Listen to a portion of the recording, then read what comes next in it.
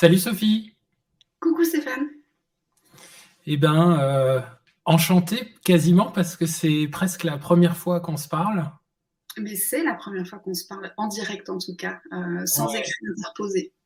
C'est ça. Et donc, l'idée, je crois qu'elle a très naturellement émergé de manière quasi réciproque de faire une causerie ensemble. C'est vrai, et à peu près au même moment d'ailleurs. Ouais. Et en tout cas, ce qui m'a habité et comment ça a émergé, je crois que j'ai dû lire un ou deux textes de toi et ça tapait très juste. Et puis après, j'ai dû allumer une vidéo de toi sur YouTube et je crois qu'au bout de trois phrases, je me suis dit, c'est là, on est au bon endroit. Et j'ai pas regardé beaucoup plus que ça. D'accord, ok. Alors moi j'ai regardé un peu plus que ça, mais effectivement, moi-même j'avais lu beaucoup de tes publications du Curieux Hasard avant même que tu dévoiles qui était derrière le Curieux Hasard. Mhm. Et j'appréciais beaucoup. Et puis, par la suite, on a échangé un petit peu. J'ai écouté quelques vidéos et je viens d'achever la lecture de La Sagesse Interdite. Donc, Ah, bibliographiquement, je suis un petit peu plus étoffée que toi. Mais en même temps, tu produis nettement plus que moi. Donc, c'est assez cohérent. Et pareil que d'accord. toi, j'avais retrouvé vraiment, même dans le vocabulaire, qui pour moi est celui que j'emploie est très intuitif, hein, il était très spontané. J'ai retrouvé vraiment des façons, des expressions qui se ressemblaient beaucoup, qui me donnaient une communauté presque d'espace d'où elles étaient tirées et extraites. Donc ça m'a beaucoup intéressée et plu qu'on se croise plus en direct. Ah, est-ce que ça voudrait dire que on ait vécu les mêmes choses en termes expérientiels? Non, je crois pas. Je crois pas qu'on ait fait les mêmes expériences, Ouais. surtout maintenant que j'ai lu La sagesse asiatique et que je vois beaucoup mieux de quoi il est question quand vous vous exprimez à propos des entéogènes. Je dis vous parce que du coup, je me suis renseignée avec d'autres aussi personnes dont c'est le sujet de prédilection, si j'ose dire, dont certaines bien sûr que tu connais. Donc je ne crois pas que ce soit totalement comparable ou similaire. Par contre, je crois que l'espace en lui-même, d'où vient l'information, est le même. En fait, je le dirais plutôt de cette façon-là. Oui, c'était le sens de ma question, ouais. Oui, alors si le sens de ta question c'est celui-là, oui, je dirais que c'est le même espace d'information. Par contre, il n'est pas vécu de la même façon. Et peut-être même la voie d'accès n'est pas tout à fait la même non plus. Ouais. Voire pas du tout la même, peut-être. J'en sais rien, on va peut-être voir ça ensemble. Pourtant, il semblerait que c'est un espace de conscience finalement. Ben, c'est même le seul, probablement, qui soit intéressant et véritable. Par contre, effectivement, les procédés pour Mm. communier avec cet espace de conscience ou être habité et disparaître, avoir sa structure un peu psychologique, je dirais, euh, effacée par sa prédominance, manifestement, il ne semble pas que ce soit tout à fait le même chemin. Mais peut-être que je me trompe, peut-être que c'est totalement le même chemin et que c'est juste euh, une, une appréciation erronée, hein. Ouais. Et euh, est-ce que pour toi, il y a dans ton chemin, est-ce qu'il y a eu un événement déclencheur, une bascule, ou est-ce que tu considères que ça a été un long chemin d'éveil, pour ainsi dire, ou est-ce que vraiment il y a eu quelque chose? C'est un peu tout à la fois. Il y a plusieurs bascules et il y a aussi un long chemin.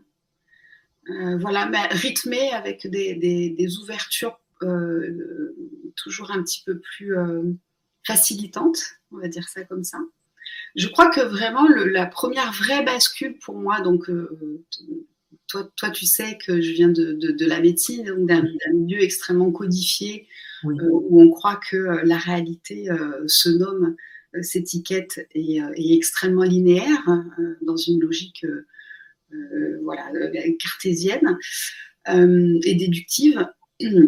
La première vraie bascule pour moi, c'est le moment où, ayant moi des grands problèmes de santé, ne trouvant aucune réponse dans les médicaments, voire étant très embêtée par eux et en difficulté avec eux, j'essaye l'auto-hypnose et en fait, je me rends compte de la puissance de mon propre esprit en une ou deux séances, puisque là où j'avais passé des mois et des semaines avec des anesthésiants à essayer de me soulager, en fait, ma conscience va le faire en 20 minutes ou une demi-heure et ça va être très rapide et très spectaculaire. Peut-être la première vraie bascule, on va le dire, est comme ça, qui n'est pas du tout extraordinaire ou enfin, en tout cas en termes de perception, de vision ou d'expansion. Hein, simplement, voilà, en 20 minutes, le corps est complètement anesthésié. C'est extrêmement simple pour moi d'y accéder. Alors là s'ouvre quand même une caverne d'Ali Baba qui m'était jusqu'ici inconnue et c'est la première projection. Et puis après, il y aura d'autres événements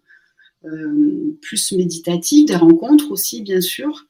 Et surtout, peut-être on pourrait le résumer comme ça, c'est le fait un peu de faire ce qu'on fait là, c'est-à-dire de me confronter volontairement à des champs lexicaux, à des espaces de pensée, à des idéations qui ne m'appartiennent pas, qui ne sont pas culturellement familiers, qui vont le plus m'ouvrir. Et en fait, moi, je ne fais pas trop partie de l'école qui trouve que le mental sert à rien. Je trouve que le mental, il commence à donner un goût conceptuel un peu de la réalité ou des choses qu'on peut explorer, et puis ça permet de basculer un peu plus dedans après, voire complètement dedans. Donc voilà, c'est un ensemble de choses, et en même temps, il y aura eu effectivement d'autres petites bascules plus importantes au long du chemin. Mais... Et quand tu parles d'auto-hypnose, alors, deux questions. Est-ce que c'est une technique que tu as apprise ou qui t'est venue intuitivement? Et la deuxième question, dans quelle mesure est-ce qu'on pourrait presque comparer ça à une forme de méditation? On peut totalement le comparer à une forme de méditation. En fait, au début, j'écoutais des petites bandes sur YouTube et très très rapidement, ça m'a gênée parce que je sentais que ma confiance voulait aller spontanément et librement dans des espaces qui n'étaient pas forcément ceux qu'on me suggérait. Donc je les ai arrêtés et c'était vraiment mon guide était le silence et son épaisseur et son goût et sa profondeur. Et c'est toujours ce que j'ai cherché. Alors le silence du corps, le silence des mots, le silence des sentiments presque aussi, hein, parfois le silence du cœur, mais le silence.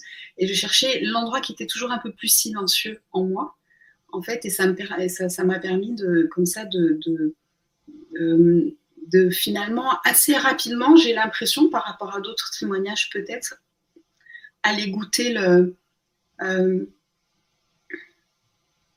l'ineffable, l'insubstantialité de la conscience, même si elle est ressentie dans le corps comme étant extrêmement paisible ou rassurante ou confiante ou joyeuse ou aimante. Hein, mais ça, c'est un ressenti du corps. En fait, elle, en elle-même, elle est totalement sans sensorialité, en fait. Voilà, je m'en suis rapprochée comme ça, à travers tous les silences que je pouvais rencontrer. On pourrait le résumer comme ça. Est-ce que tu pourrais dire que cette exploration intérieure que tu nommes librement auto-hypnose te fait accéder à une réalité qui est au-delà du corps et au-delà de l'ego finalement? Oui, oui, tout à fait. Alors maintenant, très rapidement, je l'ai appelé plutôt méditation que auto-hypnose. C'était au départ, je l'ai appelé auto-hypnose. Et oui, oui, tout à fait, parce qu'en fait, suivant ce fil d'Ariane de ce qui ne fait pas de bruit, si j'ose dire, l'ego, c'est vraiment par définition ce qui en fait, parce que en fait, quand il fait pas de bruit, il n'existe pas. Donc, en fait, il n'a pas de réalité hein, dès qu'on est dans le silence. Donc, suivant ce fil d'Ariane, effectivement, on arrive à ce qui a toujours été notre condition, notre nature, pas notre condition, mais notre nature humaine, hein, c'est-à-dire la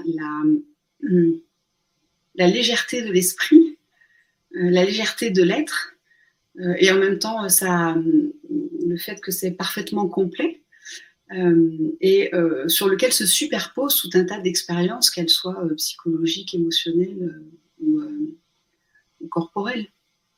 Alors pour quelqu'un qui avait très très mal dans son corps, c'était vraiment d'abord très, très agréable de faire d'autres expériences que celle-là.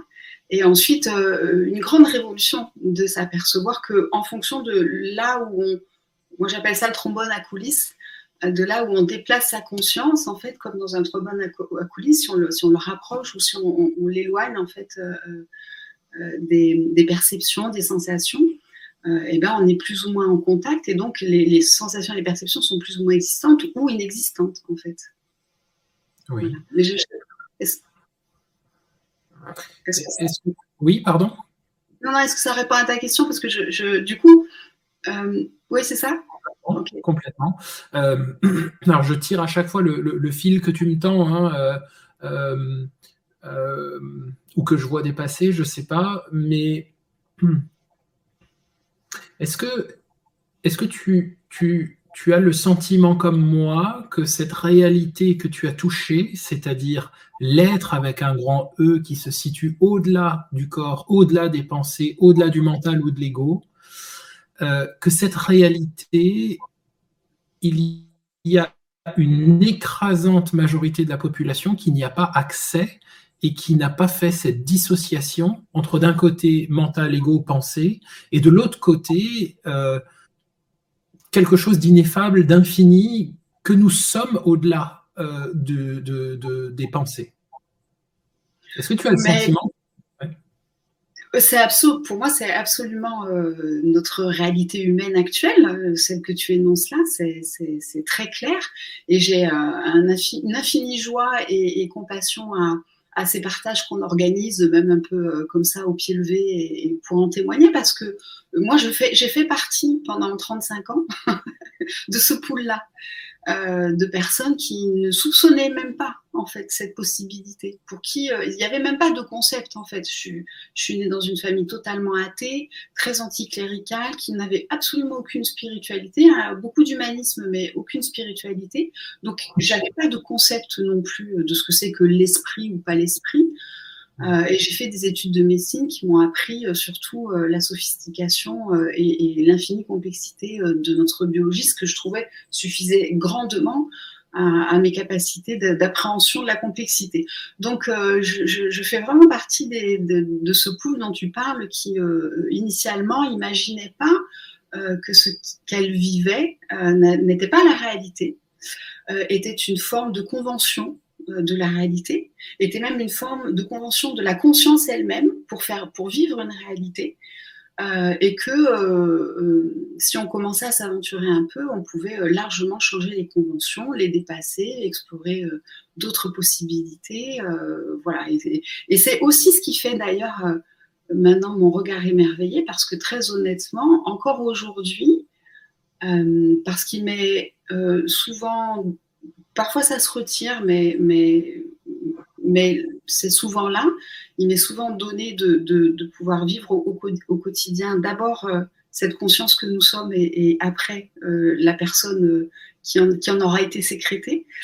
Eh bien, souvent je me dis, mais quelle découverte improbable, parce que c'est tellement indéfinissable que, effectivement, si on n'a pas cette aspiration liée aux événements ou pas aux événements, mais si on n'a pas cette aspiration pour aller en chercher la nature et essayer de respirer ce que c'est extrêmement impossible à discerner, sauf si, bon, voilà, par l'intervention, on sait, de la grâce, ça nous frappe d'un coup d'un seul, mais voilà, c'est plus que subtil, quoi. Donc c'est quand même, il faut quand même bien se diriger vers elle pour aller à sa rencontre, quoi. Donc, il faut qu'il y ait un désir de transcendance à la base. Oui, même si on croit que c'est celui de sa douleur du corps ou sa peine de cœur, ou même si on n'a pas toujours conscience qu'on a le désir de transcendance de sa condition humaine, en fait, pour retrouver ou pour développer, parce que peut-être qu'on est surtout des nouveaux humains, en fait, dans cette transcendance-là, plutôt que de retourner à des états antérieurs, j'en sais rien. Voilà, même si on ne sait pas que c'est ça qu'on cherche, oui, mais je crois que plus ou moins, c'est fondamentalement ce que tout le monde cherche, même si il ne le sait pas, et même s'il se perd beaucoup en route, et que ces perditions sont les voies de garage qui vont l'orienter vers ce qui sera plus probant. Est-ce que ça correspond aussi à ton expérience? Parce qu'elle elle est assez différente de la mienne. Alors, si j'ai bien compris, il y a des points communs, parce qu'il y a le changement radical quand même de contexte de vie, d'une vie très, très, très bien intégrée sociétalement, hein, comme je l'ai été, pas très dissidente. Alors, je ne sais pas quel est Oui, il y a des passerelles évidentes sur lesquelles j'aimerais revenir plus tard, parce que si tu veux, toi tu parles d'un pool, moi j'aime bien appeler ça un paradigme ou un mode de perception de la réalité, hein, qui d'un côté est matérialiste, scientiste et réductionniste, et de l'autre côté, il perd un petit peu son nom et substance. Et on est passé de l'un à l'autre, et ça fait peut-être une particularité, c'est que eh bien, on a connu les deux manières de voir le monde, et les deux manières qui sont presque aujourd'hui complémentaires, puisque moi je continue à faire des allers-retours. Et je pense que toi aussi, puisque malgré cette prise de conscience que cette réalité est une illusion, qu'elle est transitoire, qu'elle est factice, que c'est une hallucination collectivement renforcée, eh ben on est quand même obligé de se faire à manger, on est obligé de gagner notre vie, on a des besoins physiologiques à remplir. Et donc, il y a des passerelles. Oui. Est-ce que je peux te demander ce que tu appelles des allers-retours, en fait? Parce que je n'ai pas cette sensation d'aller-retour, mais c'est peut-être juste dans la définition. Alors, dans ma considération, dans mon expérience, l'existence telle que nous sommes en train de la vivre maintenant est une expérience de séparation pure. C'est-à-dire que moi, je m'imagine dans ma narration personnelle, dans ma mythologie personnelle, dans ma cosmogonie, que la conscience est quelque chose d'informe qui désire faire l'expérience d'elle-même à travers ce paradigme extrêmement limité que nous sommes, qui sont des êtres humains.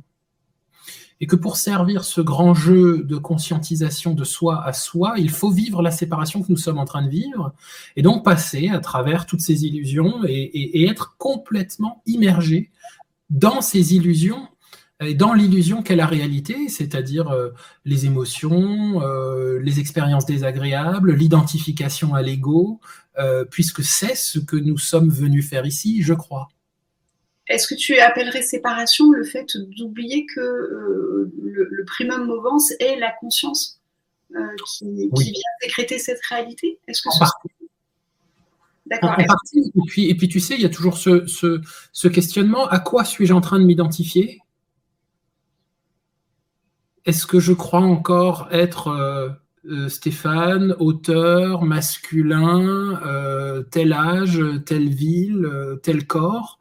Ou est-ce qu'au contraire, quand je vis une expérience difficile, j'arrive à justement élargir mon point de vue et dire, voilà, je ne suis pas la colère ou je ne suis pas la tristesse, je suis cet espace dans lequel la colère et la tristesse circulent.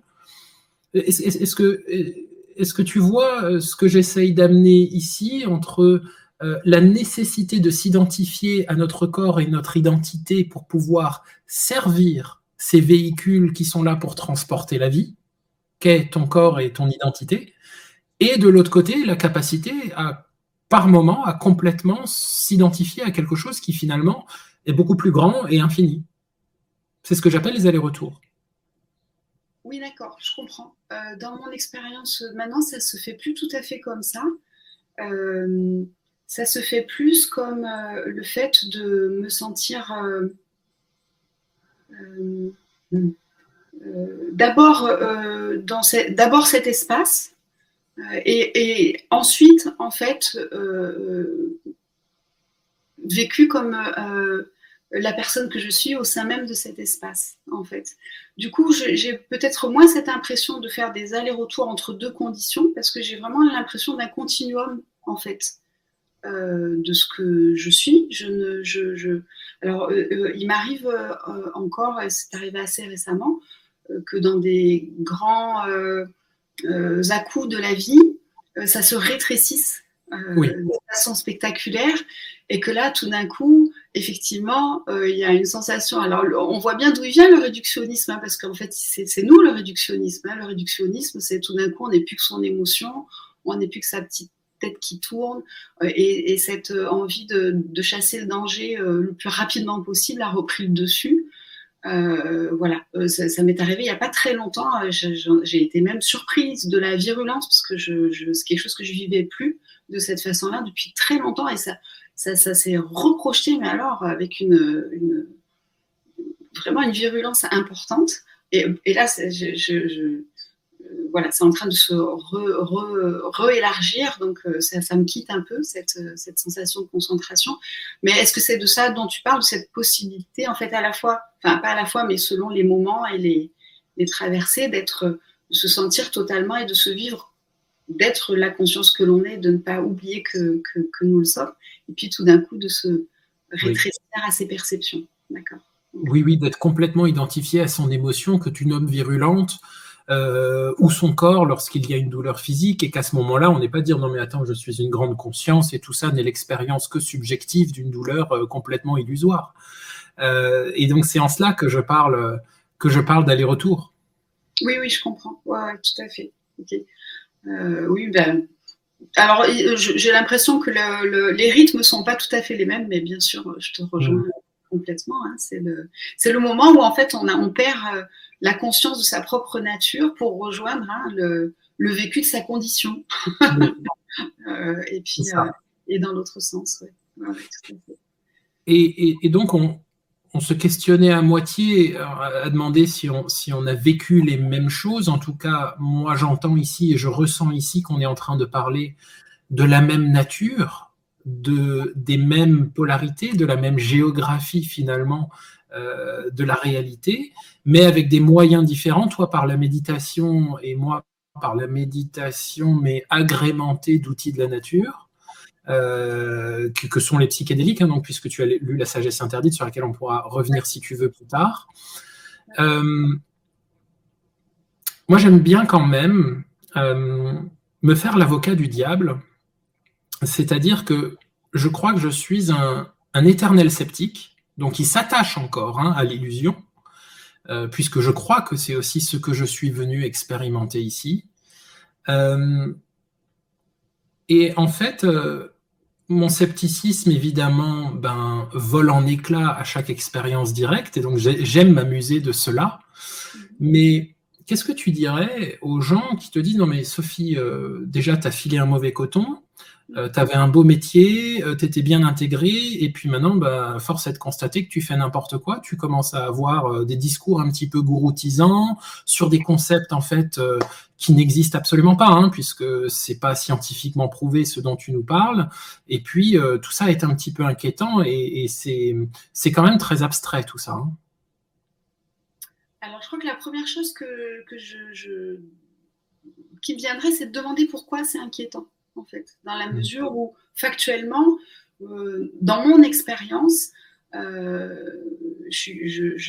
ma réalité, c'est d'être quand même passée d'un état de désespoir, de handicap et de gravatisation profonde à une vie qui est riche, pleine, aimante, en paix avec tout un chacun. C'est vraiment majoritairement le cas. Donc, j'aurais tendance à vouloir demander à la personne qu'est-ce qui l'inquiète là-dedans, en fait.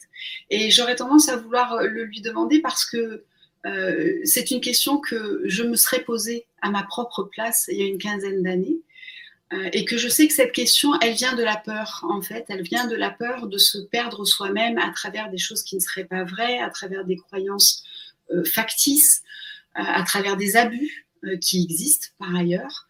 À travers voilà, de vivre une perdition de soi-même qui en plus est la plus outrageuse qui soit, c'est une perdition spirituelle, c'est celle qui est basée sur la confiance, sur l'abandon, sur l'amour le plus grand qui existe, c'est un amour lumineux, et sur cet alibi-là.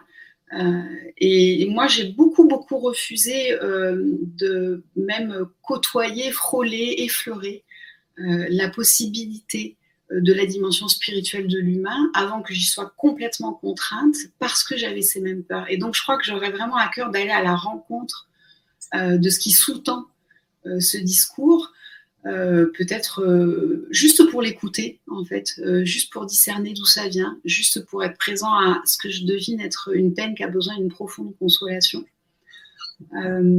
Et puis, l'autre part, et ça me permet de rebondir sur ton livre, c'est que ton livre dresse un historique extrêmement exhaustif de toutes les interdictions de notre nature profonde la plus belle et de la vivre d'une façon ou d'une autre, parce que ce soit par la censure de certaines substances qui permettent d'y accéder telle que c'est ton expérience, ou que ce soit par la censure de savoir, ou peut-être encore plus simple, médicinaux, ou que ce soit par la censure de ne pas pouvoir embrasser, si j'ose dire, la figure spirituelle que notre cœur a choisie, parce qu'on n'a pas le droit, on doit embrasser celui-ci et pas celui-là.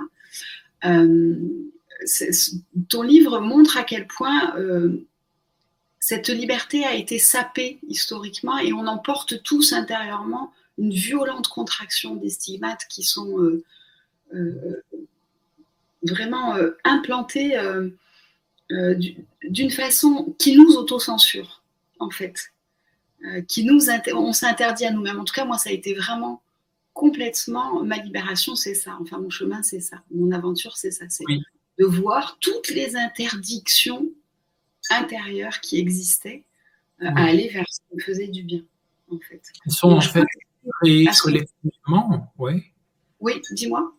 Qui sont créés collectivement et dans l'inertie de laquelle la plupart d'entre nous est complètement emportée. Et tu fais référence à mes références historiques dans la sagesse interdite, mais en fait, et là on est plus dans presque, oui, on est dans ton domaine, la médecine. J'ai le sentiment que personnellement que c'est constant, que c'est actuel, que ce soit par exemple, alors peut-être que je fais fausse route, hein, mais que ce soit par exemple avec l'exclusion de certains corps de métier de Doctolib par exemple, et que quand je regarde la presse, il y a vraiment une volonté de stigmatiser tout ce qui est ésotérique, spirituel, alternatif, comme quelque chose d'absolument pas sérieux.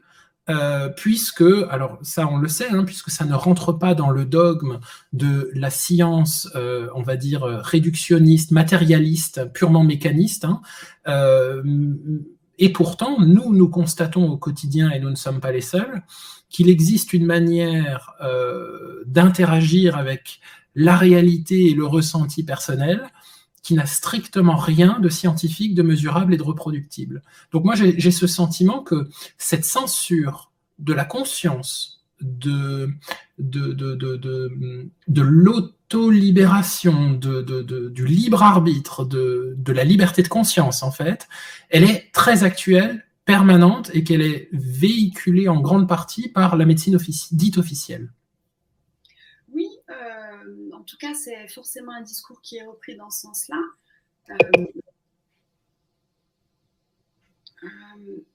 Il y a plusieurs aspects. La première, c'est que ce qui m'a toujours fascinée, c'est que j'ai rencontré, puisque j'avais en plus une quête de santé, énormément de thérapeutes alternatifs, et j'ai essayé beaucoup de choses.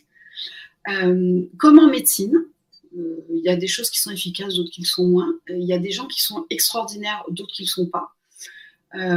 Et comme en médecine, c'est assez aléatoire. C'est pas la discipline qui fait le praticien, et c'est pas le praticien qui fait la discipline. Les deux sont à distinguer, en fait. Il y a des très bonnes disciplines avec de mauvais praticiens, et très bons praticiens avec des disciplines qui n'auront pas été si efficaces que ça pour moi.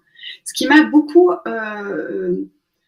surprise, c'est de voir à quel point les thérapeutes alternatifs eux-mêmes portaient ce complexe, en fait.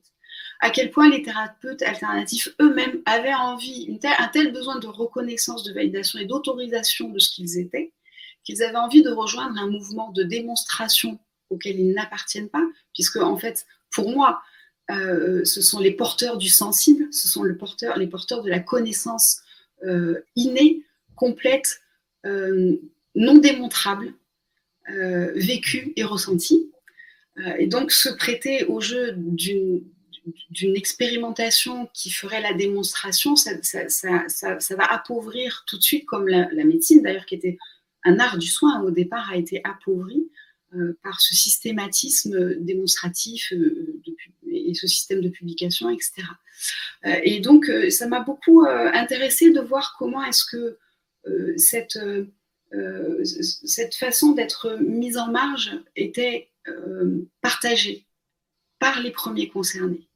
Eux-mêmes se mettaient parfois, souvent, beaucoup, un peu, en marge et étaient assez critiques de leur droit d'existence, de la véracité de leurs compétences, de la possibilité de compréhension. Voilà. Alors ça, c'est juste pour... moi aussi, j'aime bien me faire un peu l'avocat du diable, et c'est juste pour souligner que dans mon expérience de la réalité, c'est jamais autrement, en fait. C'est-à-dire que c'est jamais autrement que ce vieux poncif que la vision extérieure ne traduit que ce qui est habitant de l'intérieur.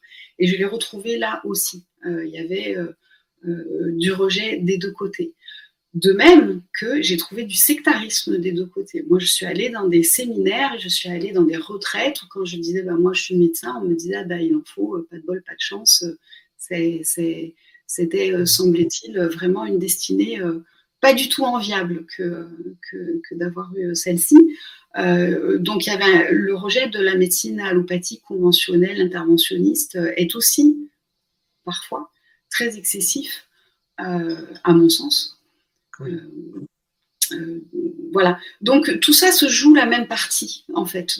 Pour moi, c'est le même jeu, c'est le même comment. Et c'est pour ça que je te disais que ce qui aura été le plus important, c'est d'être toujours confronté à quelque chose qui était hors de mon champ idéatoire, parce que c'est ce qui m'ouvrait le plus et c'est ce dont on manque le plus à mon sens.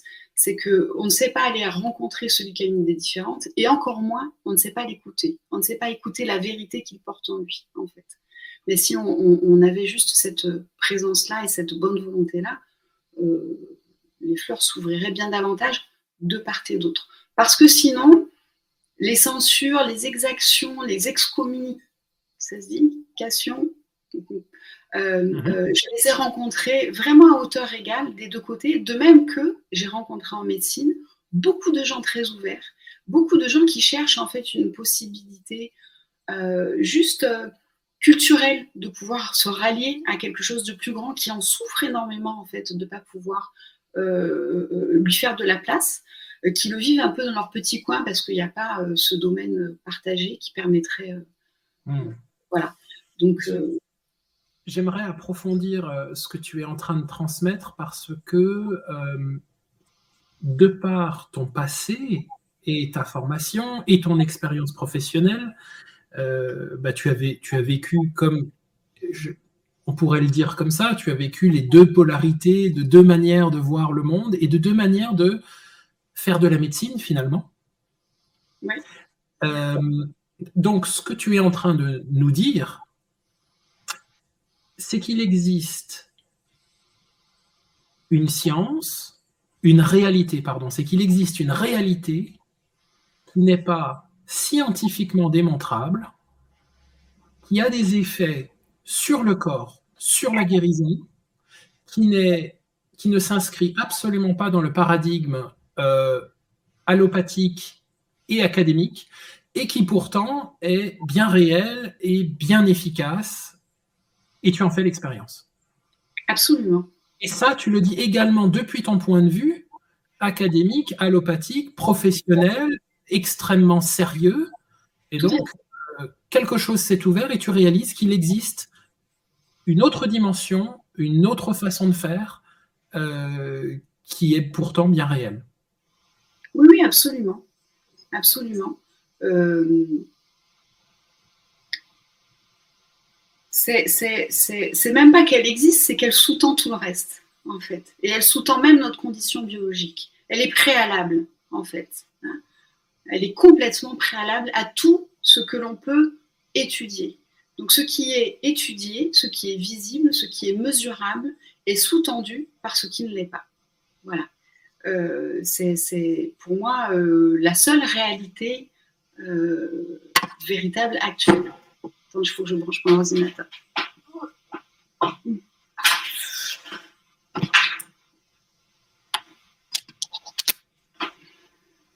Et donc, ce que tu dis me touche beaucoup, parce qu'en fait, on dit la même chose, mais tu le dis toi depuis un endroit de, comment dire, de culture et de formation et d'expérience qui est plus large que le mien. Donc, j'aime beaucoup l'entendre d'une autre manière. Et en fait, cela ne sera jamais démontrable visiblement par la science, ou par une science qui est finalement basée sur une reproductabilité, une mesurabilité. Je n'en sais rien. Pour moi, la magie, c'est que de la physique qu'on ne comprend pas. Alors, est-ce que ce sera... déjà, pour moi, la démonstration, alors là, ça va être vraiment un gros pavé dans la mare, ça n'existe pas une démonstration. Une démonstration, c'est un gros biais cognitif assorti d'un gros biais émotionnel, d'une personnalité qui a une intention et donc qui, dès le départ, en fait, introduit une partie des résultats dans sa propre recherche. Donc, déjà, il faudrait pondérer voilà ce que c'est qu'une démonstration. Après, une démonstration, quand on a pris ce facteur biaisé de départ, ben, c'est un modèle. C'est pas la réalité. C'est le modèle qui fait une photo, une caricature plus ou moins précise de la réalité, mais ça n'est pas la réalité. La réalité, elle est complète, comme on le disait tout à l'heure, elle est sensible, elle est vécue, elle est inexprimable, en fait. Une réalité est toujours inexprimable, puisque c'est comme si les mots n'avaient jamais que 2 dimensions, alors que la réalité en a 20. Donc, et les chiffres, c'est la même chose. Donc ces transpositions-là, elles sont toujours grossières, en fait, en définitive. Je me demande dans quelle mesure, d'ici 10, 20, 50, 100 ans, 200 ans, on n'aura pas les outils pour que chacun puisse expériencer la réalité dans ses formes beaucoup plus complètes et élargies, et que du coup, on pourra élargir nos modèles et notre possibilité d'interventionnisme qui sera d'une autre qualité. Du coup, comme certains thérapeutes le font déjà, d'ailleurs, ils font des interventions. Il y en a qui font de l'interventionnisme énergétique, il y en a qui font de l'interventionnisme psycho-énergétique, il y en a qui font de l'interventionnisme psycho-bio-énergétique. Voilà, c'est encore très mal systématisé et mal modélisé. Et c'est un peu le travers, parce que du coup, ça ne parle pas aux gens qui ont l'habitude de modéliser les choses. Mais ça n'en est pas moins réel. Ok. Merci beaucoup. Ben, merci à toi. Et moi, j'avais envie de te demander, par rapport justement à nos 2 expériences, dont on sent les troncs communs, mais aussi les petites branches différentes, qu'est-ce que... j'ai lu plusieurs fois dans ton livre que l'expérience de l'entéogène, c'était quelque chose qui était irremplaçable, en fait. C'est ce que j'en ai déduit. Avec une force de communion, peut-être avec les forces de la nature, mais aussi des archétypes. Je ne sais pas en fait jusqu'où ça va, parce que je n'ai pas moi-même expérimenté ça. Ou la conscience elle-même, je ne sais pas. Qu'est-ce que ça a de différent? Qu'est-ce que ça a d'avantageux? Qu'est-ce que ça a... Alors déjà, en préambule, je me permets si tu veux, préciser que j'en suis encore au stade, finalement, de croyance, et je ne détiens pas de vérité. En tout cas, s'il y a vérité, c'est que la mienne. Et donc, mes croyances, mes interprétations du réel sont forgées sur mes expériences. Et mes expériences, c'est ce que j'ai vécu malgré des années et des années de méditation, sans antéogène, et ce que j'ai vécu avec antéogène. Si je compare les deux, on est du rapport du 1 vers le 1 million en termes de fulgurance, de puissance, de netteté, de profondeur, d'émerveillement, d'ébahissement, en termes d'intensité, de palpabilité de ce qui est vécu. J'ai vécu quelque chose de beaucoup plus intense avec antéogène que sans antéogène. Il s'agit parfois de l'accès à une réalité dite ineffable, ultime, et parfois, en fonction de l'intention que l'on donne, un petit peu comme une direction. J'imagine que dans tes méditations, en fonction de la direction que tu donnes, tu peux partir dans peut-être d'autres espaces. Eh bien, avec les antéogènes, la direction, l'intention et l'intensité va nous permettre d'explorer des réalités qui ne sont pas absolues, mais qui sont très relatives et qui sont peuplées par des choses très étranges que les religions, les traditions spirituelles et les chamanismes nomment et personnifient depuis des milliers d'années. Et donc, cette expérience des antéogènes m'a fait dire que tout ça est vraiment réel. On n'est pas dans l'affabulation, on n'est pas dans la croyance. Et en fait, ce que je peux rajouter ici pour essayer de répondre de manière plus complète à ta question, Olivier Chambon, par exemple, a cartographié, a nomenclaturé l'intensité de l'expérience psychédélique en 6 niveaux, où on va dire, pour la simplifier, en 3 niveaux. Le niveau personnel, où on va croiser son inconscient personnel et ses considérations personnelles. Lorsqu'il y a une intensité un tout petit peu plus forte, on va rentrer dans un niveau collectif, où on va croiser des archétypes, on va croiser ce qui est relatif, non pas seulement à notre biographie, mais à la biographie de notre clan, de notre lignée, du transgénérationnel, voire même de notre culture, qu'elle soit nationale, locale ou planétaire. Et au 3e niveau, on est dans le transcendant, c'est-à-dire qu'on va rentrer dans des considérations déistes ou théistes, et on va, au niveau de ce que Olivier appelle 3 primes, rentrer dans une dimension absolue où il y a la disparition sujet-objet, où quelque chose apparaît aux yeux de l'expérimentateur, qui est décrit depuis des milliers d'années dans toutes les traditions, comme de temps en temps l'éveil, le satori, le nirvana, l'épiphanie, tout le monde, le samadhi, tout le monde a son petit mot à travers les âges pour décrire une réalité dite ultime au-delà des filtres de perception que sont nos plages sensorielles. Voilà ce que je pourrais essayer de décrire ou de cartographier. Alors, ça me fait vraiment voir que c'est très superposable à mon expérience, où au début, c'est une expérience intérieure, où on va explorer effectivement un peu sa propre configuration, pour après aller dans le domaine un peu plus vaste de l'énergétique et de comment se construit finalement la vie énergétique. Et puis après, aller même au-delà de cette manifestation-là, à l'origine de ce qui est de ce qui sous-tend cette manifestation de l'énergie. Par contre, je sens que la grande différence, il semble, c'est dans l'énergie disponible, en fait.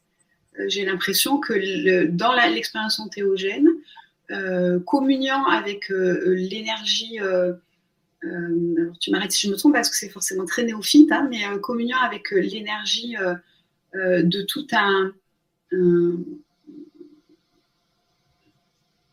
de toute l'immensité d'un esprit, d'une ramification de l'esprit qui est une intelligence extrêmement puissante et déployée, communiant dans son humanité avec cette énergie-là, on peut être emporté et emmené dans des états qui sont beaucoup plus forts et beaucoup plus intenses que forcément quand on est seul à disposer que de sa propre énergie et donc de sa possibilité de voyage avec sa propre conscience, quoi. Il y a, je pense compléter ce que tu viens de dire, mais il y a quelque chose avec les entéogènes, dans mon expérience, qui est convocatoire. C'est-à-dire, ce n'est plus seulement moi qui va laisser émerger quelque chose à travers une méditation, ou qui va fournir une intention, ou qui va faire le chemin vers une perception plus élargie de la réalité. Mais lorsque tu absorbes un entéogène ou un psychédélique, quelque chose va te convoquer et tu ne peux plus y échapper. C'est plus toi qui va faire l'effort de t'ouvrir ou de t'approfondir, c'est quelque chose qui va t'abducter, qui va t'enlever, qui va procéder à un ravissement total, voire à une élimination de l'ego, et on est sur quelque chose de très... c'est convoquant, quoi, hein, tu ne peux plus passer à côté. Ok. Alors, dans le livre, on entend que c'est un peu complexe parce que à la fois, c'est pas autorisé, voire c'est pénalisé. Et en même temps, tu le dis très bien aussi, ça ne peut pas se faire n'importe comment, ça ne peut pas se faire avec n'importe qui, ça ne peut pas se faire n'importe où non plus. Comment ce serait possible de faire cette réconciliation? Parce que du coup, en fait, avec ces deux informations, moi, ça me laisse un peu dans l'expectative. C'est-à-dire que d'un côté, c'est pas autorisé, donc on ne peut pas progresser sur la compétence qu'on a de cette utilisation. Et d'un autre côté, quand on connaît un petit peu, effectivement, pour l'instant, la direction globalement récréative de notre civilisation, on se dit que la grande dimension de leur utilisation ne va pas être ce qui va sauter en premier Oui. Alors, comment ce serait, qu'est-ce que tu vois, toi, qui serait conciliable là-dedans? Comment on pourrait réconcilier ces deux Déjà là, je crois qu'on est en train de parler, je vais un peu forcer le trait, hein, mais d'une spécificité franco-française, puisqu'on a bien du retard sur nos voisins, et bien sûr encore plus de retard sur la vague de légalisation qui est en train d'arriver outre-Atlantique maintenant depuis plus d'une décennie. Mais par exemple, ah oui, je voulais rajouter aussi que cette prohibition, cette censure, cette interdiction, à l'échelle de l'humanité, si on compare l'humanité à 1 heure, on est dans la dernière seconde. Hein. L'interdiction est intervenue il y a 1 seconde, c'est-à-dire il y a 40 ans, hein, il y a 50 ans plus exactement.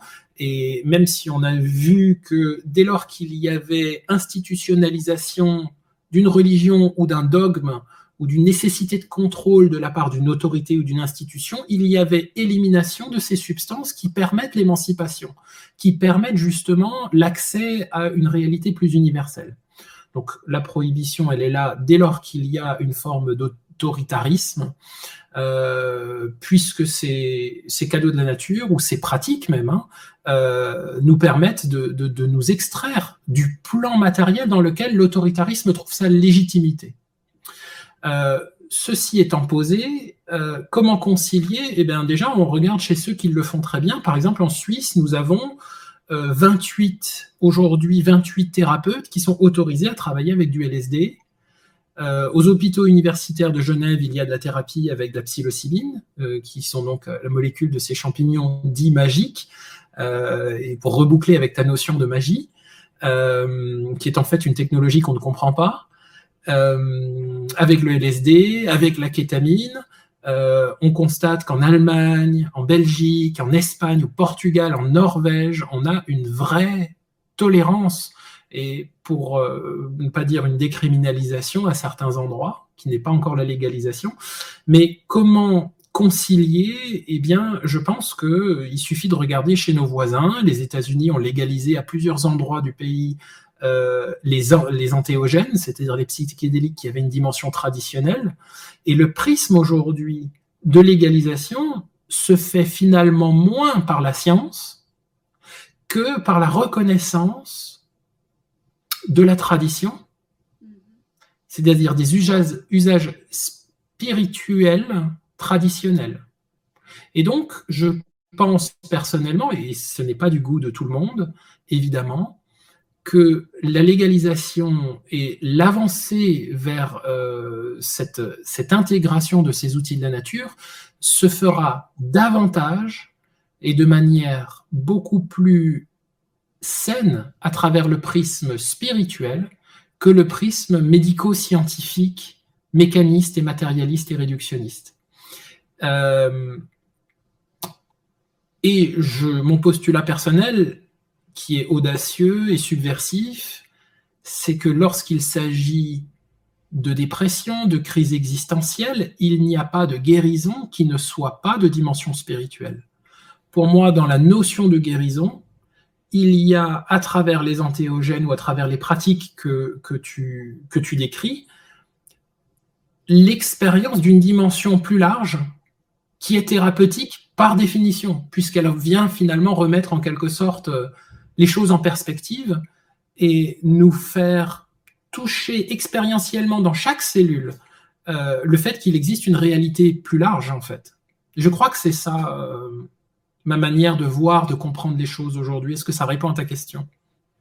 Oui, ça répond bien et ça me paraît très juste. C'est-à-dire qu'effectivement, pour l'instant, tant qu'on en est à développer une médecine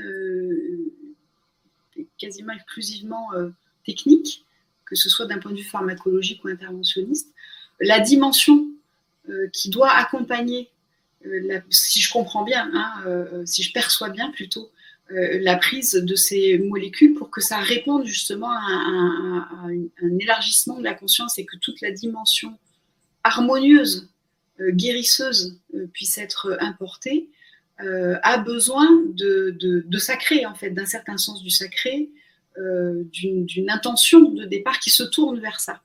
Exactement. Si on est juste en train d'essayer de réparer le carbu qui fait des dératés, on passe à côté de la puissance thérapeutique de l'usage, en fait. Donc, effectivement, quand tu en parles, je trouve ça très juste. Je ne vois pas comment, en l'état actuel, dans une médecine qui n'a pas encore réintégré la dimension spirituelle dans la santé, on pourrait avoir un usage qui soit cohérent et surtout efficient. Oui, et puisque tu en parles à l'instant, la médecine qui n'a pas, tu viens de dire la médecine qui n'a pas encore introduit la dimension spirituelle dans la définition de la santé finalement. Alors l'OMS l'a pratiquement fait de manière implicite avec l'adoption de la charte de Bangkok qui détermine, si tu veux, la dimension spirituelle de la santé comme un 4e pilier. Et je pense que tout pourrait partir de là. Après, encore faut-il définir ce qu'est la santé spirituelle. Et très souvent, en tout cas, je m'intéresse beaucoup à la position de l'OMS, sans y accorder un quelconque crédit. Je trouve que c'est un baromètre assez intéressant. Et du coup, la santé spirituelle est souvent associée à la dimension de transcendance, c'est-à-dire l'accès à quelque chose de plus grand, qu'il soit une cause humanitaire ou qu'il soit l'accès à une dimension universelle au-delà de l'ego et du corps, une dimension quasiment divine. La notion de santé spirituelle serait la capacité d'accéder au transcendant et de conserver un contact avec le transcendant. Oui, j'aime beaucoup. Je ne connaissais pas donc cette précision dans la charte de l'OMS là que tu me signifies. Je vais aller regarder parce que je trouve ça formidable. Moi, je m'étais intéressée il y a un petit peu de temps grâce à une amie au meilleur hôpital du monde, la Mayo Clinic. Tu as peut-être vu passer ça. Qui a un service de santé spirituelle, en fait, de médecine spirituelle, c'est-à-dire qui conseille à chaque patient de trouver sa spiritualité. Alors en plus, j'aime énormément la façon dont c'est présenté, parce que bien sûr, peut-être en France plus qu'ailleurs, si on est en retard, il y a forcément une raison, et c'est peut-être parce qu'il aurait été encore le dogme religieux, ou l'éviction, ou la souffrance liée à la foi aura été encore plus prégnante ici qu'ailleurs, je ne sais pas, mais enfin, en tout cas, elle a été extrêmement violente.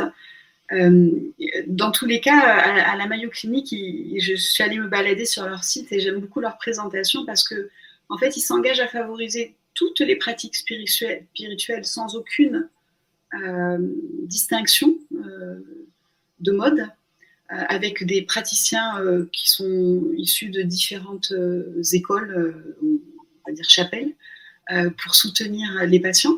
Et si vous n'avez pas en fait de spiritualité, ils invitent le patient à chercher ce qui fait sens pour eux, en fait, vers quoi ils aimeraient se tourner, qu'est-ce qui a un sens profond. Ils n'appellent pas ça forcément de la spiritualité, mais qu'est-ce qui a un sens profond? Est-ce que c'est de l'écologie? Est-ce que c'est de l'équité? Est-ce que c'est de la dévotion, du don? Est-ce que c'est en fait quelque chose de très humain de notre vie quotidienne, mais qui répondrait à cette soif qu'on a tous en nous de communion?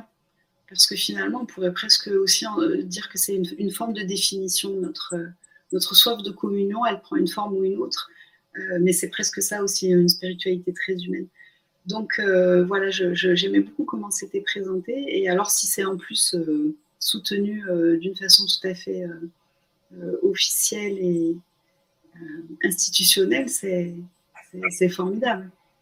Le questionnement sur la dimension spirituelle de la santé a plus de 50 ans, mais si tu veux, ça n'a toujours pas été rajouté dans la constitution de l'OMS. Cependant, il y a quand même des avancées, des signes clairs de la nécessité de l'introduire, mais ça fait encore débat sur toutes les dérives qu'on assiste autour de la spiritualité, qu'on pourrait nommer, et tu pourras me compléter, comme un certain dogmatisme et comme comment dire, l'imposition d'une certaine vérité spirituelle absolue qu'a porté finalement la religion depuis des siècles. Et c'est peut-être aussi une des causes pour lesquelles, si tu veux, la science matérialiste a tant de mal à faire un pas de côté pour considérer ce qui sous-tend notre réalité, comme tu le disais très justement, c'est suite au traumatisme religieux que nous avons vécu depuis des siècles, et qui est en fait un traumatisme qui n'est pas de l'ordre du domaine du spirituel, mais du dogmatisme. Oui, oui, oui, bien sûr. Ce qui m'apparaît là, c'est que, en tout cas, dans mon expérience, et j'ai été, je crois, assez longtemps représentative de la France franco-française sur la question, la spiritualité n'était pas une essence humaine, n'était pas la nature humaine, n'était pas la nature de l'homme. C'était un autre projet éducatif, en fait, tout simplement. Et ça faisait partie des convictions éducatives. Donc, ça faisait partie des courants de pensée, en fait. Voilà, ça n'avait pas de réalité substantielle, vécue. Ça n'était qu'une façon de voir les choses, ou de ne pas les voir, en fait, finalement. Et d'ailleurs, dans mon milieu à moi, petite, c'était vraiment quelque chose qui était un peu considéré comme une façon régressive d'être humaine. C'est-à-dire que on était religieux quand on ne voulait pas prendre ses responsabilités. Voilà, on suivait certains préceptes pour ne pas avoir à penser, pour ne pas avoir à développer sa créativité, pour ne pas avoir à être soi, en définitive, et à trouver sa propre justesse. Et c'était pas si faux, en définitive, parce que Mais les gens n'est pas spirituel. Oui, il y a une vraie confusion entre la religion et la spiritualité. Voilà, mais je tiens à ajouter que depuis, en fait, me confrontant à des idées toujours plus différentes que celles que j'ai cultivées, j'ai rencontré infiniment de personnes religieuses complètement spirituelles, complètement habitées, complètement rayonnantes, complètement incarnant totalement la vérité du verbe qui avait été dispensé. Voilà, avec vraiment beaucoup de vérité. Ouais. Ok. Donc, Bon, ça fait presque 1 heure. Est-ce qu'il te semble utile de rajouter quelque chose ou de questionner quelque chose, de préciser quelque chose?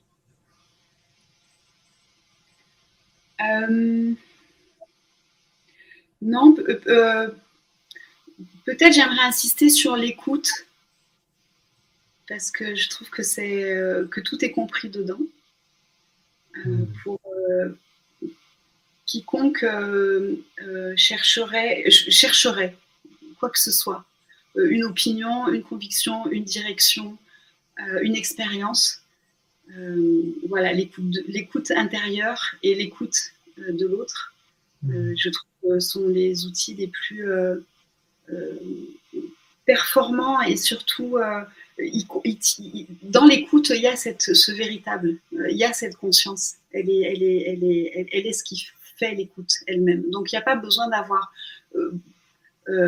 pour moi, de ma chapelle à moi, à défaut de grandes expériences révélatrices, si on pouvait juste s'entraîner à l'écoute, on aurait une façon de se diriger beaucoup plus saine vis-à-vis de soi-même et vis-à-vis d'autrui. Voilà, j'avais peut-être l'envie d'insister là-dessus. Et en tout cas, c'est ce qui me permet de découvrir ta paroisse, ta façon à toi de tracer, de traverser ces plans et ces aventures. Et ça ouvre, hein, il ne faut pas se tromper, c'est-à-dire que moi, je ne fais pas les mêmes expériences que toi, et ça, je le dis peut-être pour ceux qui nous écoutent. Et peut-être je ne les ferai jamais, parce que pour l'instant, ça ne se présente pas, mais ça m'ouvre quand même, en fait, certains des espaces que toi, tu auras traversés, que tu rapportes, que le fait de me connecter sincèrement, en fait, entièrement, complètement, de m'immerger presque sans retenue, finalement, sans méfiance à ton expérience, fait que par syntonisation, on va dire par la magie homéostatique de la conscience elle-même, je peux avoir des petites bribes, voire des plus grandes, voire des plus grosses, et ça va ouvrir des espaces en moi qui ne savaient pas qu'ils étaient là, ou ne savaient même pas qu'ils étaient fermés. Et je vais faire des découvertes, en fait, juste par cet intérêt sincère. Voilà. Donc, tu parlais de paroisse, c'est pas tant une paroisse que, pour moi, dans ma perception, que le partage d'une expérience personnelle. Et comme je l'ai fait aussi, tu l'as vu dans la sagesse interdite, je refuse de considérer, et je le refuse d'ailleurs de plus en plus, de considérer ces outils de la nature comme un panacée, mais comme plutôt un déclencheur, comme un destructeur de scepticisme finalement, comme un outil de transcendance, mais qui ne peut pas, selon moi, se passer de l'intention et de la dimension spirituelle. Voilà ma perception des choses. Et quand tu parles d'écoute, sur laquelle tu insistes, est-ce qu'on pourrait aussi dire une observation sans jugement? Oui, bien sûr. Ok. Une présence, on peut parler de la présence aussi, en fait. Oui. Oui, bien sûr. Bien sûr. Oui. Absolument. Je crois fondamentalement que dans l'interaction thérapeutique, la présence avec un grand P qui mène à une relation avec un grand R est fondamentalement thérapeutique. Au-delà de toute forme de technique, de narration, comment tu raisonnes avec ce que je viens de dire? C'est le fondamental curatif que tu décris pour moi, en fait. Et en fait, et tout le monde en fait l'expérience. Parce que quand on va voir un praticien et qu'on est mal reçu, on voit à quel point c'est douloureux, aggravant, enfermant, et à quel point on pourrait mesurer dans l'instant que notre état de santé s'est encore un peu plus atrophié, ratatiné, sclérosé. Donc on en mesure très bien l'impact quand on en est privé. On se fait croire que la technicité ou l'efficience étant objective, elle n'a pas besoin de cette partie relationnelle pour marcher. En vérité, la médecine a toujours dit l'inverse. Elle a toujours dit que l'effet placebo, c'était au moins 30% de l'efficience du produit ou de l'intervention. Et l'effet placebo, il est lié à quoi? Il est lié à la relation entre les protagonistes. Donc, tout ça est finalement, si on veut bien le regarder avec honnêteté, déjà su, en fait.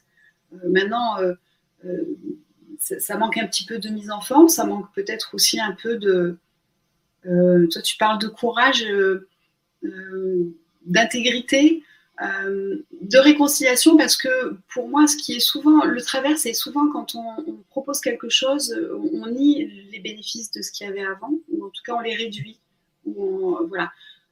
J'aime bien prendre l'exemple de Fakiak, je crois, pardonnez-moi si c'est pas le bon nom, Rinpoché, qui a écrit Comment la méditation m'a sauvé, qui a donc en méditant pu ne pas se faire amputer une jambe qui avait une gangrène en fait extrêmement virulente, dont tous les médecins disaient qu'il fallait absolument la lui couper.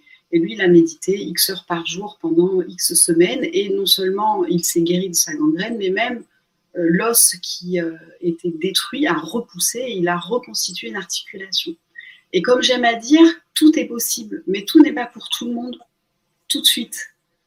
Et donc, on a le droit d'avoir plein de possibilités. Et quand je parle d'écoute, c'est justement, est-ce qu'on pourrait écouter toutes celles qui existent pour juste les ajuster aux aspirations, aux intentions et aux possibilités de chacun. Voilà. C'était ça, effectivement. Merci beaucoup pour ce moment. J'ai déjà envie de faire une autre vidéo pour approfondir encore, parce qu'il y a plein de questions qui restent en suspens, et ben, je voulais vraiment te remercier, et je constate que notre intuition, finalement, j'ai l'impression qu'elle était la bonne. Assez, ouais. Quant au endroit où on se rejoint. Et j'aime vraiment beaucoup que les chemins soient différents, en fait. Oui. Parce que c'est plus riche. Voilà. Et je pense que pour les personnes qui regardent et qui ont leur propre chemin, ça peut aussi conforter dans le fait qu'il y a autant de chemins que de personnes. Et il y a autant d'aventures de conscience voilà, que d'humain. Donc, c'est vraiment précieux de témoigner des différences. Et des différences finalement qui sont convergentes. C'est moi ce qui me fascine dans chaque discussion, dans chaque échange, c'est d'être d'accord ensemble et pas d'accord contre l'autre, ou d'avoir raison contre l'autre, mais avoir raison ensemble parce que finalement il semblerait, et je reste encore prudent, que tous les chemins mènent au même endroit. Oui, exactement. Merci Sophie. Merci beaucoup. Merci Stéphane. À bientôt. À bientôt.